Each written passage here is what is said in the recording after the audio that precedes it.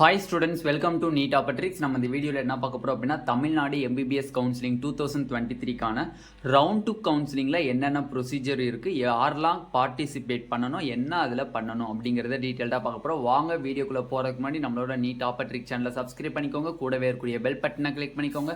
அப்பதான் நம்ம போடக்கூடிய வீடியோ உங்களுக்கு நோட்டிஃபிகேஷனா வரும். வாங்க வீடியோக்குள்ள போலாம். ஃபர்ஸ்ட் ஆஃப் ஆல் பாத்தீங்க அப்படினா ஆல்ரெடி நம்ம Tamil Nadu MBBS counselling 2023 round 1 counselling வந்து நம்ம டீடைலா போட்டாச்சு வீடியோ.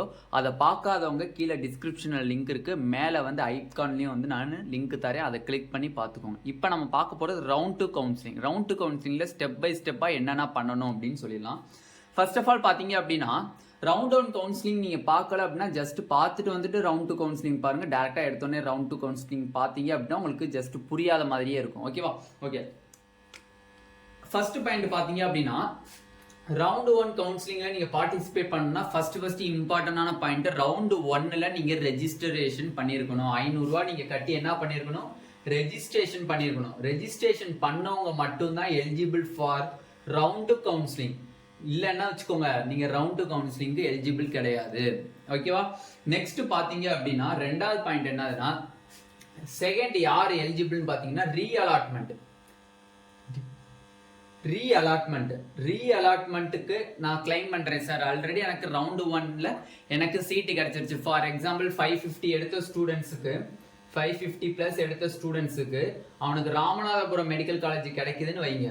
அந்த ராமநாதபுரம் மெடிக்கல் காலேஜோட பெட்டர் காலேஜ் எனக்கு வேணும்னு சொல்லிட்டு சாய்ஸ் ஃபில்லிங் பண்றாங்கல்ல, அவங்கள தான் ரீஅலாட்மெண்ட் ஸ்டூடெண்ட்ஸ்னு சொல்லுவாங்க. அந்த ரீஅலாட்மெண்ட்டுக்கு கிளைம் பண்றவங்களும் எலிஜிபிள் ஃபார் செகண்ட் ரவுண்ட். ஓகேவா? Next not joined. ஓகேவா? நாட் ஜாயின்ட் ரவுண்ட் 1ல எனக்கு வந்து சீட்டு கிடைச்சிச்சு, பட் எனக்கு அந்த காலேஜ் வேணான்னு சொல்லிட்டு நீங்க என்ன பண்ணல, ஜாயின் பண்ணல. ஓகேவா? ஜாயின் பண்ணலைனாலும் ரவுண்ட் 2 கவுன்சிலிங்க்கு நீங்க எலிஜிபிள் ஸ்டூடெண்டா இருப்பீங்க. நெக்ஸ்ட் ரிலீவ் ஆயிருங்க. ஸ்டிப்புலேட்டட் டயத்துக்குள்ள நீங்க வந்து என்ன பண்ணிருங்க, டிஸ்கண்டினியூ பண்ணிருங்க. ஸ்டிப்புலேட்டட் டைம்குள்ள நீங்க என்ன பண்ணிரணும், ரிலீவ் ஆயிருங்க. ஐ மீன்ஸ் என்னதுன்னா டிஸ்கண்டினியூ பண்ணிடுங்க. காலேஜில் ஜாயின் பண்ணதுக்கு அப்புறம் ஒரு குறிப்பிட்ட டைம் அவங்க தருவாங்க, இதுக்குள்ள நீங்க டிஸ்கண்டினியூ பண்ணிக்கோங்க. இதுக்குள்ள பண்ணீங்க அப்படின்னா உங்களுக்கு பெனால்ட்டி கிடையாதுன்னு சொல்லுவாங்க. அந்த மாதிரி டயத்துக்குள்ள நீங்க பண்ணிட்டீங்க அப்படின்னா உங்களுக்கு பெனால்ட்டியும் இருக்காது, டிஸ்கண்டினியூ பண்ணிடலாம். பட் நீங்க எலிஜிபிள் ஃபார் ரவுண்ட் 2 கவுன்சிலிங். ஓகேவா? எலிஜிபிள் ஃபார் ரவுண்ட் 2 கவுன்சிலிங்ல கலந்துக்கிட்டு அதுல நீங்க உங்களுக்கு ஃபர்ஸ்ட் ரவுண்ட்ல கிடைச்ச காலேஜோட பெட்டர் காலேஜ் கிடைச்சா நீங்க சூஸ் பண்ணிட்டு அந்த காலேஜில் ஜாயின் பண்ணிக்கலாம். நெக்ஸ்ட் தேர்ட் பாயிண்ட் என்னன்னு பாத்தீங்க அப்படின்னா நம்மளுக்கு வெயிட்டிங் லிஸ்ட். நார்மலா பாத்தீங்கன்னா ஒரு குறிப்பிட்ட ஸ்டூடெண்ட்ஸ் வந்து வெயிட் லிஸ்ட்னு சொல்லுவாங்க. அந்த வெயிட் லிஸ்ட் ஸ்டூடெண்ட்ஸும் eligible for round 2 counselling. Wait லிஸ்ட்ல இருக்கக்கூடிய ஸ்டூடெண்ட்ஸ் யாரு eligible for round 2 counselling. Wait list வந்து நார்மலா வந்து நம்மளுக்கு இங்க வராது. வெயிட் லிஸ்ட் ஐ மீன்ஸ் நம்ம வந்து என்ன பண்றோம், ஆன்லைன் கவுன்சிலிங் பார்த்தீங்கன்னா வெயிட் லிஸ்ட் நம்மளுக்கு போட மாட்டாங்க. பட் இருந்தாலும் நம்ம டைரக்ட் கவுன்சிலிங் போறோம் அப்படின்னா உங்களுக்கு பேருக்கு வந்து வெயிட் லிஸ்ட்னு போட்டாங்க அப்படின்னா நீங்க எலிஜிபிள் ஃபார் ரவுண்ட் 2க்கு நீங்க கலந்துக்கலாம் அப்படிங்கிறது இருக்கு. ஓகேவா? நெக்ஸ்ட் பாத்தீங்க அப்படின்னா ஃபோர்த் பாயிண்ட் என்னன்னு பாத்தீங்க அப்படின்னா ஃபோர்த் பாயிண்ட்ல ஒரு இம்பார்ட்டன்டான பாயிண்ட். இதுல என்ன சொல்றாங்க அப்படின்னா நார்மலா நீங்க வந்து MBBS சீட்டு BDS சீட்டு வந்து ஆல்ரெடி ரவுண்ட் 1ல ஆப்ட் அவுட் பண்ண காலேஜஸ் வந்து உங்களுக்கு ரவுண்ட் 2 சாய்ஸ் ஃபில்லிங்ல காமிக்காது அப்படின்னு சொல்றாங்க. ரவுண்ட் 2 சாய்ஸ் ஃபில்லிங்ல உங்களுக்கு காமிக்காது. சாய்ஸ் ஃபில்லிங்ல do not show. ஓகேவா? do not show. எதனாலனே அப்படின்னு கேட்டீங்கன்னா ஆல்ரெடி பாத்தீங்க அப்படின்னா 36 கவர்மெண்ட் மெடிக்கல் காலேஜஸ் இருக்கு.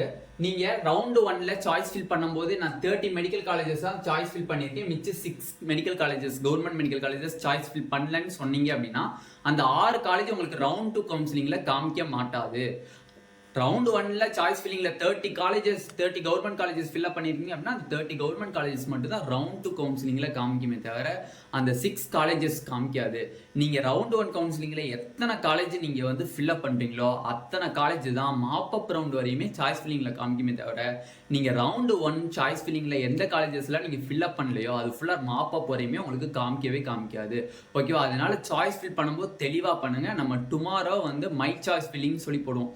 ஆர்டர் வைஸ் எந்தெந்த காலேஜ் அடுத்தது ஆர்டர்னு அந்த சாய்ஸ் ஃபில்லிங்கை பார்த்துட்டு அது ஓகேனா நீங்க அதை அக்செப்ட் பண்ணிக்கோங்க. இல்லையா அதில் சேஞ்சஸ் பண்ணணும், நான் நேட்டிவ் பிளஸ்ல இருக்கேன் சேஞ்சஸ் பண்ணணும்னா பண்ணிக்கோங்க.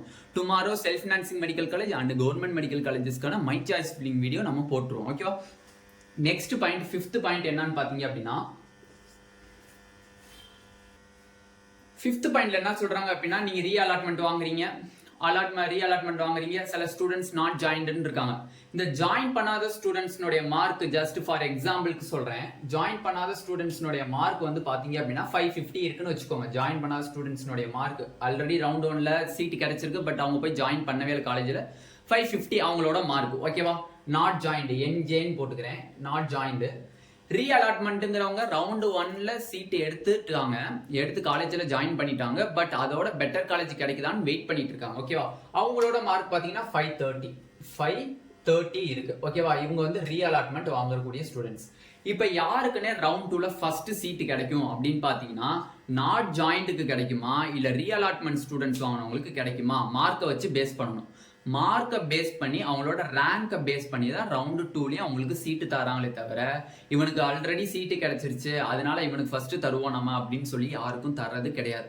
அப்ப யாருக்கு ஃபர்ஸ்ட் சீட்டு கிடைக்கும்? நாட் ஜாயின்ட் ஸ்டூடெண்ட்ஸ் 550 மார்க் வாங்கியிருக்காருல, அவருக்கு தான் ஃபர்ஸ்ட் சீட்டு அவங்களுக்கு அலாட் பண்ணுவாங்க. ரெண்டாவது தான் வந்து ரீஅலாட்மெண்ட் ஸ்டூடெண்ட்ஸுக்கு அலாட் பண்ணுவாங்க. எதனால? மார்க் பேசிஸை பாருங்க. இவரோட மார்க் 550, இவரோட மார்க் 530. அப்ப ரவுண்டு 2ல நீங்க நாட் ஜாயின் பண்ணாலும் சரி, நீங்க வந்து டிஸ்கன்டினியூ பண்ணாலும் சரி, ரீஅலாட்மெண்ட்டுக்கு போனாலும் சரி, மார்க் என்ன பேசிஸோ அந்த மார்க் பேசிஸை வச்சுதான் உங்களுக்கு வந்து என்ன பண்றாங்க, கவுன்சிலிங்னுடைய ரவுண்ட் 2னுடைய ரேங்க் லிஸ்ட் ரிலீஸ் பண்ணுவாங்க. அந்த காலேஜ் வைஸ் அந்த லிஸ்ட் வந்து ரிலீஸ் பண்ணுவாங்க. ஓகேவா? நெக்ஸ்ட் பாத்தீங்க அப்படின்னா ரொம்ப முக்கியமான பாயிண்ட், ரவுண்டு 2னுடைய ரொம்ப ஸ்பெசிபிக் பாயிண்ட்னே சொல்லலாம். நார்மலா உங்களுக்கு ஒரு சீட்டு கிடைச்சிருச்சு. இப்போ நீங்க வந்து ரவுண்டு 1ல சீட்டு கிடைச்சிருக்கு, ரீஅலாட்மெண்ட் பண்றீங்க, காலேஜ் வந்து கிடைக்கல, ரவுண்டு 2ல கிடைக்கல அப்படின்னா நீங்க என்ன பண்ணிக்கலாம்? ரவுண்டு 1ல கிடைக்கப்பட்ட சீட்டவே நீங்க வச்சுக்கிட்டு தக்க வச்சுட்டு அதே காலேஜில் நீங்க படிக்கலாம்.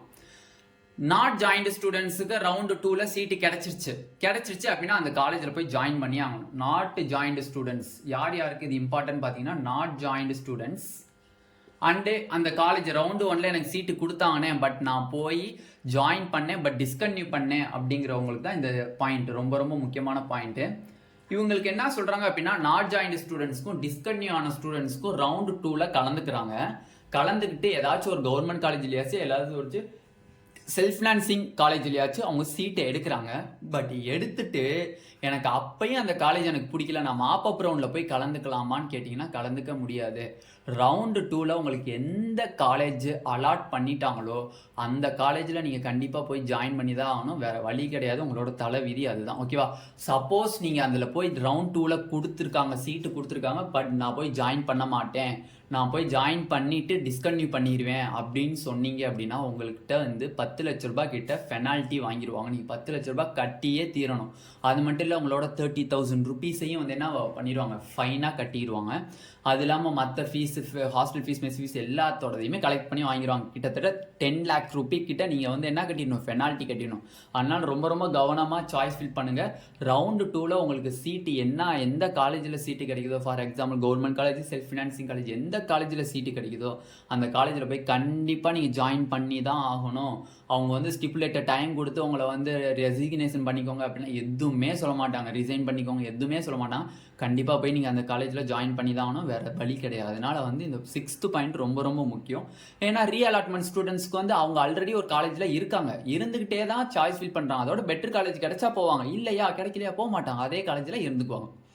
ஓகேவா? அதனால் வந்து ரவுண்ட் 2ல கிடைச்சிச்சா டக்குன்னு போய் ஜாயின் பண்ணிருங்க. ஜாயின் பண்ணாமல் இருக்காங்க இல்லைன்னா 10 lakh ரூபீஸ் நீங்கள் பெனால்ட்டி கட்டி ஆகணும். ஓகேவா? நெக்ஸ்ட் வந்து விர்ச்சுவல் வேகன்சி, ரொம்ப முக்கியமான பாயிண்ட். விர்ச்சுவல் வேகன்சி எக்கச்சக்கமான ஸ்டூடெண்ட்ஸ் வந்து விர்ச்சுவல் வேகன்சினா என்னன்னு தெரியாமல் இருக்காங்க. நார்மலாக இந்த விர்ச்சுவல் வேகன்சி யாருக்கு வருவாங்க அப்படின்னா ரீஅலாட்மெண்ட் ஸ்டூடெண்ட்ஸ்க்கு வரும். ஓகேவா? ரீஅலாட்மெண்ட் ஸ்டூடெண்ட்ஸ்க்கு எப்படி வரும் அப்படின்னா, இப்போ ஃபார் எக்ஸாம்பிள் வந்து 2 ஸ்டூடெண்ட்ஸ் இருக்காங்க.